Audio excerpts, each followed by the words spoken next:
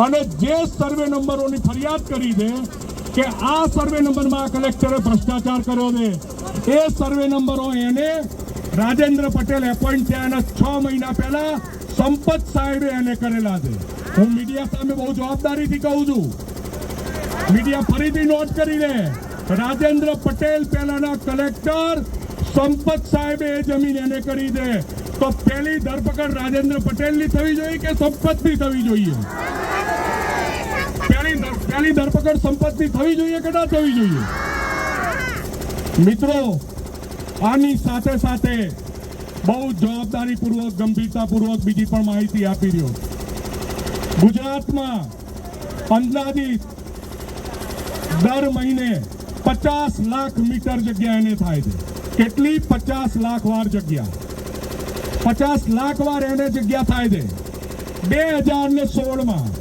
2016 સુધી એને જિલ્લા પંચાયત કરતું હતું.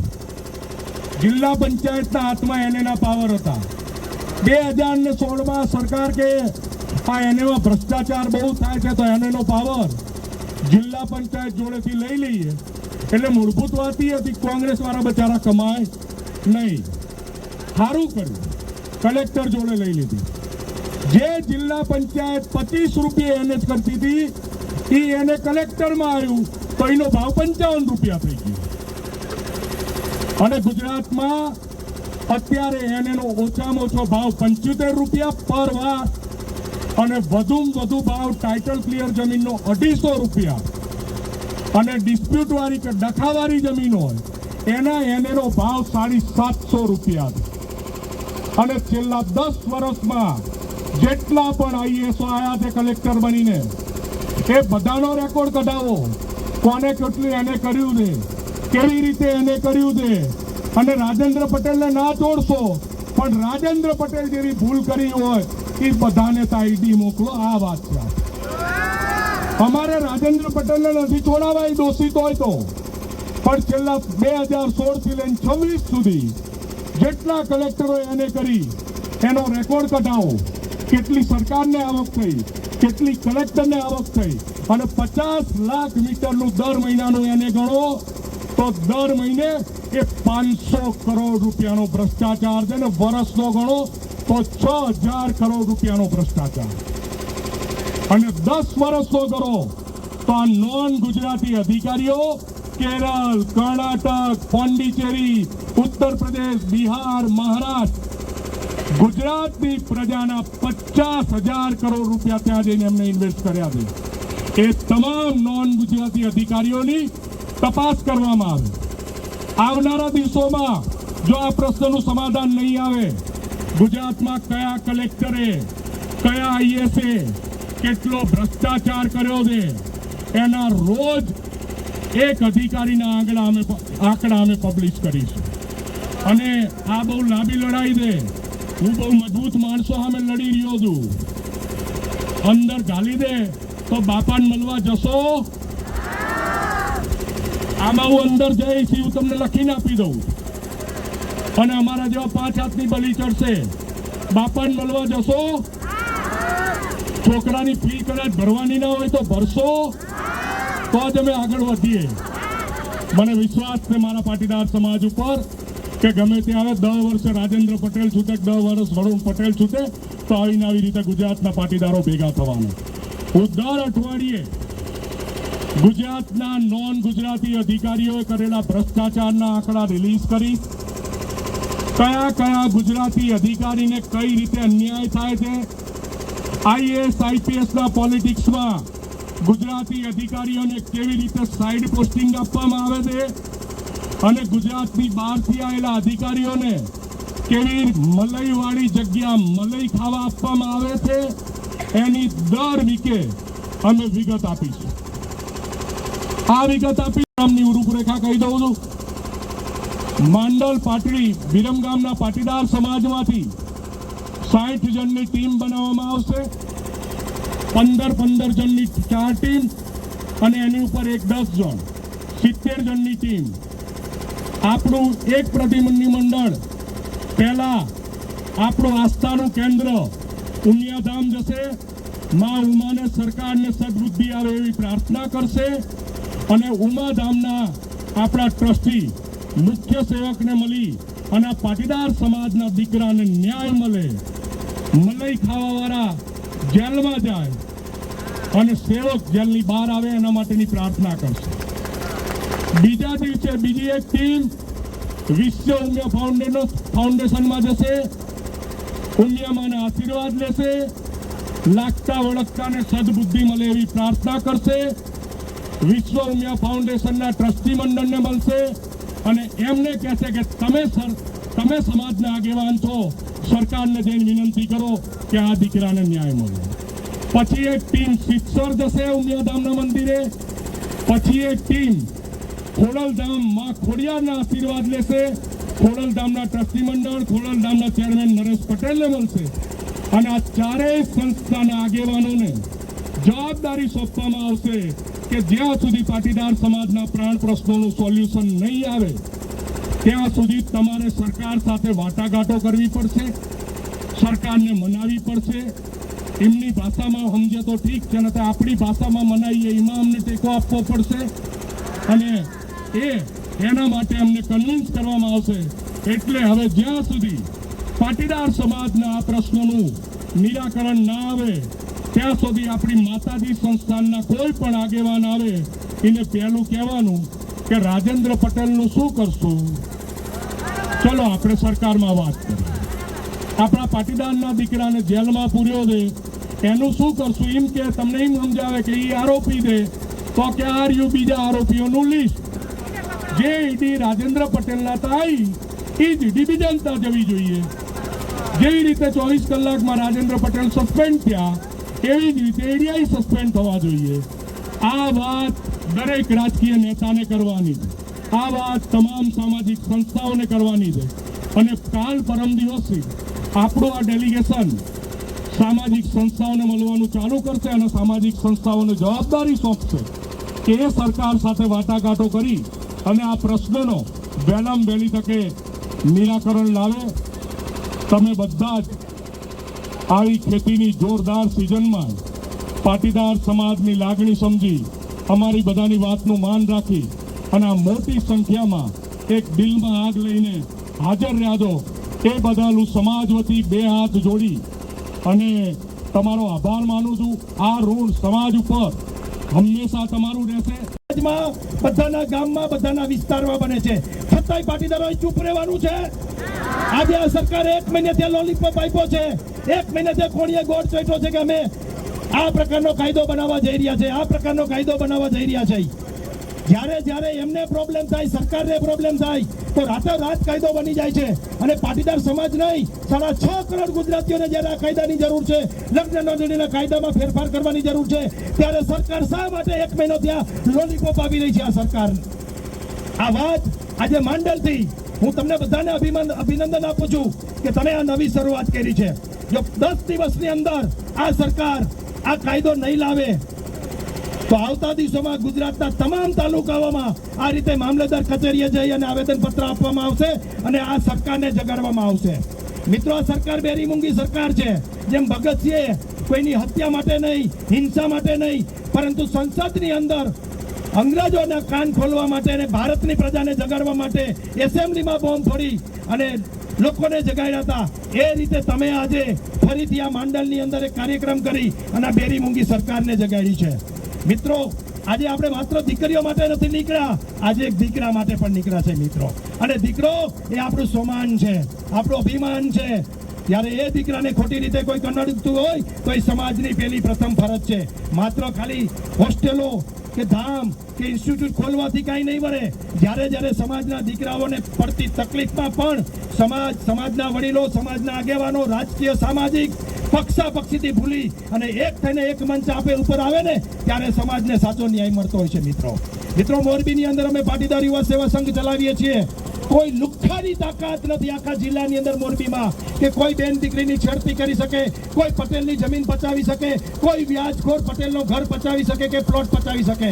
અને માંડલ તાલુકાના પટેલોને કહું છું કે આવા વ્યાજ ચક્રમાં કોઈ ફસાણું હોય, કોઈ સટ્ટા જુગારમાં ફસાણું હોય કોઈ પણ પાટીદારને ક્યારેય પણ તકલીફ પડે તો વરુણ પટેલ સાથે અમે ઊભા છે મિત્રો. અવાજ કરજો, અમે તમારી સાથે છીએ મિત્રો. નથી લેવો, પણ 51% અનામત આપ્યા પછી જે 50% ઓપન જગ્યા છે, 49%, એમાંથી શિક્ષણ અને નોકરીની જેમ અમારી ચૂંટણીમાં પણ બિન અનામત વર્ગની 10% સીટો રિઝર્વ કરવામાં આવે. બોલો, આ અનામત લાગુ થવી જોઈએ કે ના થવી જોઈએ? બિન અનામત વર્ગનું પ્રતિનિધિત્વ જળવાવું જોઈએ કે ના જળવાવું જોઈએ? આ બધી માંગણી લઈને અમે નીકળ્યા છીએ. ખાસ તમે બધા જે લાગણી, જે રોષ, જે ગુસ્સા ના કારણે ગુજરાતના ઇતિહાસમાં પહેલીવાર માંડલ તાલુકામાં આટલા પાટીદારો ભેગા થયા છે, એ આપણો પાટીદારનું ગૌરવ, પાટીદારનો દીકરો રાજેન્દ્ર પટેલ, આપણા સરકાર ગમે તે કે અમારા માટે સન્માનનીય રાજેન્દ્ર પટેલ અમારા કુળનું, અમારા સમાજનું ગૌરવ છે. રાજેન્દ્ર પટેલ જિંદાબાદ. Doctor Rajendra Patel, doctor Rajendra. તમે એક કલેક્ટરને જેલમાં પૂર્યો છે ખોટી રીતે. આવનારા દિવસોમાં આ સમાજ ગામે ગામથી એક કલેક્ટરને જન્મ આપીશું. અત્યાર સુધી અમે ખાલી પાટીદારની દીકરીની લડાઈ લઈને નીકળ્યા હતા. હવે આ દીકરાની પણ લડાઈ. આપણે એવું કહેતા જ નથી કે કોર્ટ ખોટી છે, કાયદો ખોટો છે. ભાઈ, તમે બધાય હાચા. સુરેન્દ્રનગરના કલેક્ટર એનેના પૈસા લેતા હતા. કહેવાતી હિન્દુવાદી સરકારે એક મુસ્લિમ ફરિયાદી ઈડીમાં ફરિયાદ કરે અને હિન્દુના ઠેકેદાર કહેવાતા પટેલિયાના છોકરાને એ મુસલમાનના કહેવાથી જેલમાં પૂરે. આ હિન્દુવાદી સરકાર આપણે નથી જોઈતી. એક મુસલમાન ફરિયાદ કરે અને હિન્દુઓનો ટેકો લઈને આપણે વીએચપી, આરએસએસ, ભાજપ ઝંડા લઈને ફરીએ, તમારે પટેલિયાના છોકરાને જેલમાં પૂરવાના. અને વાત રાજેન્દ્ર પટેલે અન્યના પૈસા લીધા હશે, હું તો માની લઉં છું. ગુજરાતમાં કયા કલેક્ટર એના પૈસા નથી લેતા? અને આમાંથી તમને સોગંદ છે ઉમિયામાંની, ખોડિયારમાંની. મીડિયાને હું કહું છું, વિઝ્યુઅલ આ બાજુ કરે. તમને સોગંદ છે ઉમિયામાંની, ખોડલમાંની. એક પણ માણસે જો વગર પૈસે એને કરાવ્યું હોય તો હાથ ઊંચો કરે. બધા હવે બધાએ એના પૈસા આપ્યા છે કે નહીં? હાથ ઊંચો કરો. બધા એના પૈસા ચૂકવો છો કે નહીં? ભ્રષ્ટાચાર કરે છે કે નહીં? એના પૈસા લેવાય. હવે હું બીજી વિગતવાર માહિતી આપું. એક મુસ્લિમ જીવિતા નહીં, આ ગુજરાતની અંદર પાટીદારો તમારી સાથે છે. અને કોઈ એવો લુખ્ખો ગુંડો આ ગામની અંદર હોય ને જેને આમ કોલર ઊંચો રાખીને પાટીદારોને હેરાન કરવાનું મન થાય તો આ ગામમાં નામચી લુખ્ખો ગુંડો હોય એની સામે લડવા માટે અમે તૈયાર છે મિત્રો. એકવાર અવાજ કરજો, રાત્રે તમારી માટે આવશું. ખાલી ભાષણબાજી કરવા વાળા નથી. આ સરકારની સામે લડીને 10% અનામત અપાયું છે. આ સરકારની સામે લડીને 1700 કરોડ રૂપિયા આ પાટીદારોના દીકરા દીકરીના ભણતર માટે અપાવ્યા છે. આખા દેશને ફાયદો થાય એવો ઓનલાઈન ગેમિંગનો કાયદો બનાવી અને ભારતમાંથી ઓનલાઈન ગેમિંગ નાબૂદ કરી દીધી છે મિત્રો. આ પાટીદારો રાતના આપણા છોકરા આમ જુગાર રમવા જાય તો ખબર પડી જાય કે આજ રાત આખી ક્યાં ગયો તો, ધંધે કેમ મોડો આવ્યો, કેમ સૂતો છે. એમાં ફિલ્ડ બનાવવું પડે, 5-7 મિત્રો જોઈ જુગારમાં રેડ પર પડે. પણ આ ઓનલાઈન ગેમિંગના કારણે બાથરૂમમાં મારો દીકરો રમતો હોય, રાતે હુઈ ગયા પછી રમતો હોય, કેટલાય રૂપિયાના બાપાના બેંકના એકાઉન્ટમાં ખાલી કરી નાખ્યા ઓનલાઈન ગેમિંગમાં. અને આ ફિલ્મ સ્ટારો, આ ક્રિકેટરો, આ હીરો હિરોઈન જેને આપણે કંઈક માનતા હોય છે આઈડિયલ, એવા લોકોની એડવર્ટાઇઝ કરતા હોય છે. અને એ કાયદો એક ઝાટકે આખા દેશમાં નાબૂદ કર્યો હોય અને એ પ્રકારની ગેમનો સ્ટોપ કરાવ્યો હોય તો આ બધી ટીમે કરાવ્યો છે મિત્રો. એટલે માત્ર વાતો નથી કરતા, સરકાર સામે લડીએ છીએ. સરકાર આપણી જ છે. અહીંયા ભાજપના પણ મિત્રો છે, કોંગ્રેસના પણ હશે ને આમ આદમી પાર્ટીના પણ હશે. પણ માયગા વગર માય ન પીરસે મિત્રો. અને સરકારને કહેવું પડે કે અમને પીડા છે, તમારે આપવું પડે અને સરકારને આપવાનું હોય. એના માટે તો આ સરકાર બેઠી છે. એટલે કોઈ પક્ષ વિરુદ્ધ આપણું કામ નથી, કોઈ સરકાર વિરુદ્ધ નથી, કોઈ નેતા વિરુદ્ધ નથી, કોઈ ધારાસભ્ય વિરુદ્ધ નથી. પરંતુ આપણી જે લડાઈ છે એ આપણા આવનાર દીકરા દીકરીઓ માટે છે, એના ભવિષ્ય માટે છે. અને આવનાર દિવસોમાં કોઈ લુખ્ખો આપણી દીકરીનું ખોટી રીતે હેરાન કરે, બદનામ કરે અને એનું પ્રેમની જાળમાં ફસાવીને શોષણ ન કરે એના માટેની લડાઈ છે. વધુ વાત નહીં કરતા હું વરુણભાઈને માઇક આપું છું. આગળની વાત મારા મિત્રો કરશે. વિરોધી છો, પ્રેમ લગ્નના વિરોધી છો. મેં કીધું અમે પ્રેમના વિરોધી નથી, પ્રેમ લગ્નના વિરોધી નથી. પ્રેમ તો ભગવાન છે, પણ 300ના ડુપ્લિકેટ રેબનના ચશ્મા, 200ના લાલ દરવાજાથી એડિડાસ પટ્ટી લખેલા બૂટ પહેરી અને ગામનો ઉતાર 12માની નિશાળની બહાર બેહી રહે અને છોકરી 18 વર્ષની થાય અને 18 વર્ષને 2 દાડે એને ઉપાડીને લઈ જાય, એનું શોષણ કરે અને શોષણ અને લગ્નનું નામ આપે. આ લગ્ન પ્રથાના અમે વિરોધી છીએ. પાટીદાર સમાજે જ્યાં મુહિમ ઉપાડી છે આ લગ્નની મુહિમ. અને મિત્રો, તમને ગૌરવ થશે પાટીદાર સમાજ ઉપર. સૌથી ઓછો ભાગેડું લગ્નનો પ્રશ્ન પાટીદાર સમાજમાં છે. કયો સમાજ એવો છે કે જેમાં ભાગેડું લગ્નના પ્રશ્ન નથી? આજે આ પાટીદાર સમાજ 7 અશ્વમેઘનું પુણ્ય કરવા નીકળ્યો છે કે દરેક કુળની લાજ બચાવવા નીકળ્યો છે, દરેક સમાજની જાન બચાવવા નીકળ્યો છે, દરેક સમાજનું અભિમાન બચાવવા નીકળ્યો છે. એ આ પાટીદાર સમાજ નીકળ્યો છે. આ ભાગેડું લગ્નનો કાયદો બનશે. પાટીદાર સમાજને 18 વર્ણના આશીર્વાદ મળવાના છે અને તમને બધાને બેઠા બેઠા 7 અશ્વમેઘ અને 11 નવચંડી યજ્ઞનું પુણ્ય એમ નામ મળવાનું. કારણ કે આ માંગણીની આહુતિમાં આ મારી બહેનો આહુતિ ના ખવાઈ. ભાગેડું લગ્નની તો વાત મનોજભાઈએ કરી, ગીતાબેને કરી. આવીને આવી રીતે બધાને યાદ હોય તો 2015માં આપણે અનામત માંગવા નીકળ્યા. અનામત માંગવા નીકળ્યા ત્યારે તો અમે નવા હતા. અમને ખબર નથી પડતી. જય સરદારના ઝંડા લઈને જંપ આવે એમ કર્યું, આડું નવરું કર્યું, પણ અંતે અનામત લઈને આવ્યા. ત્યારે અમને એમ કહેતા હતા કે કોઈ દાડો પટેલોને અનામત મળે નહીં. એ અનામત સરકારે અંતે પાટીદારોને આપવી પડે. એનાથી પણ ગંભીર પ્રશ્ન હવે પાટીદાર સમાજમાં નવો ઉભો થવા જઈ રહ્યો છે કે જો ચૂંટણીમાં, જો રોજગારમાં અનામત મળે, જો નોકરીમાં અનામત મળે, તો ચૂંટણીમાં અનામત કેમ ના મળે? મળે કે ના મળે? તમને નોકરીમાં તમે પછાત, શિક્ષણમાં પછાત અને ચૂંટણીમાં કે તમે પછાત નહીં. તો આપણી નેક્સ્ટ માંગણી એ છે કે આવનારા દિવસોમાં બિન અનામત વર્ગને ચૂંટણીમાં પણ અનામત મળવી જોઈએ.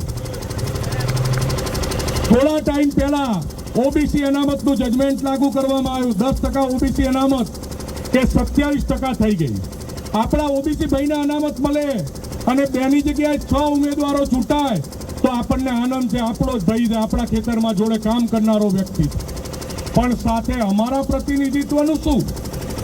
એ ઓબીસી અનામત સુપ્રીમ કોર્ટનું સ્પષ્ટ જજમેન્ટ છે.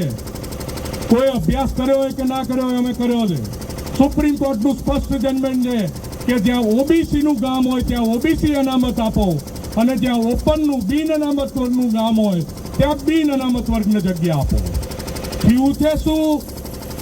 હું તો અભિનંદન આપીશ મારી વિરોધી પાર્ટીના નેતા અમિત ચાવડાને કે એને સરકારને બીવડાવી અને સરકારે બીકમાં અણઘડ ઓબીસી લાગુ કરી દીધી. જ્યાં ઓપનનું ગામ છે ત્યાં ઓબીસી અનામત લાગુ કરવામાં આવી છે અને જ્યાં ઓબીસીનું ગામ છે ત્યાં ઓપન સીટ રાખવામાં આવી. આનાથી પરિસ્થિતિ એ થવાની છે આવનારા દિવસોમાં કે ક્યાંય તમે રહેવાના નથી. આ એક રાજનીતિના આપણું પ્રભુત્વ, આપણું પ્રતિનિધિત્વ માંગવાની લડાઈ. પધારેલા અને માંડલ શહેરમાંથી પધારેલા તમામ ભાઈઓ બહેનોનું અહીંયા પાટીદાર સમાજ વતી હાર્દિક સ્વાગત છે.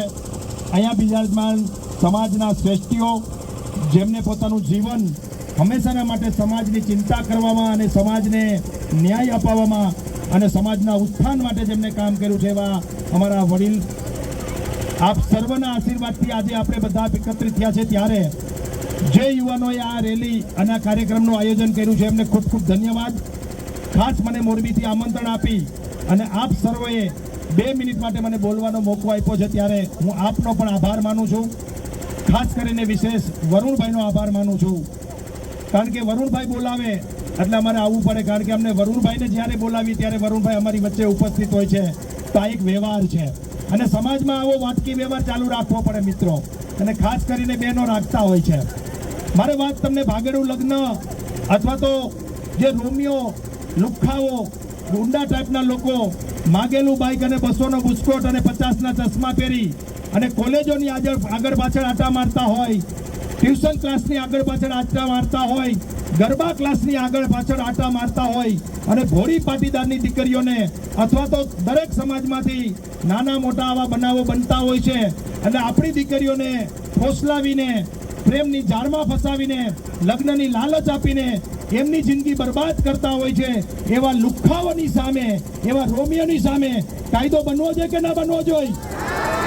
પાટીદાર સમાજ પ્રેમનો વિરોધી નથી, પ્રેમ લગ્નનો વિરોધી નથી, પરંતુ આજે દિવસે ને દિવસે પાટીદારની દીકરીઓને ફસાવી ફોસલાવી પાટીદારના મિલકત ઉપર જેમનો ડોળો હોય છે, પાટીદાર સમાજને બદનામ કરવા માટે જે દીકરીઓને ફસાવીને લગ્નની લાલચ આપીને ભગાડી જવામાં આવે છે અને 18 વર્ષની 20 વર્ષની દીકરીઓ આ વાતને સમજતી નથી એટલે આવા લુખ્ખાઓની રોમિયોની જાળમાં ફસાય છે અને પછી દીકરીઓ જિંદગી બરબાદ કરે છે.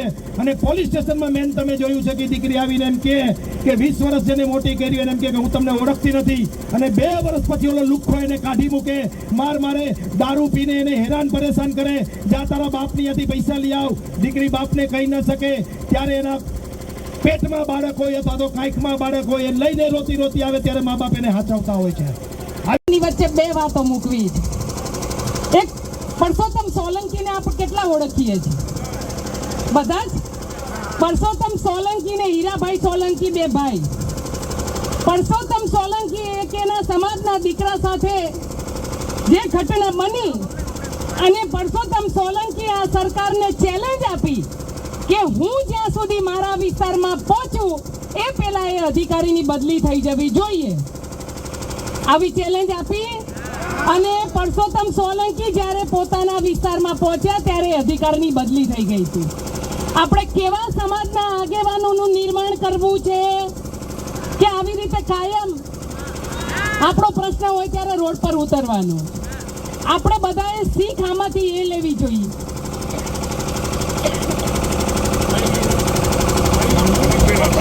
આ આખું આયોજન કર્યું અને જે ટીમ બનાવી શ્રી એ ટીમના જે સદસ્યો છે અનિલભાઈ બાબુભાઈ પટેલ, પ્રભુભાઈ ગટુરભાઈ, ઉમેશભાઈ મૂળજીભાઈ રીબડીથી આ ઉંમરે ખૂબ સારું દોડે છે. આ આખું આયોજન કર્યું અને જે ટીમ બનાવી શ્રી એ ટીમના જે સદસ્યો છે અનિલભાઈ બાબુભાઈ પટેલ, પ્રભુભાઈ ગટુરભાઈ, ઉમેશભાઈ મૂળજીભાઈ રીબડીથી આ ઉંમરે ખૂબ સારું દોડે છે.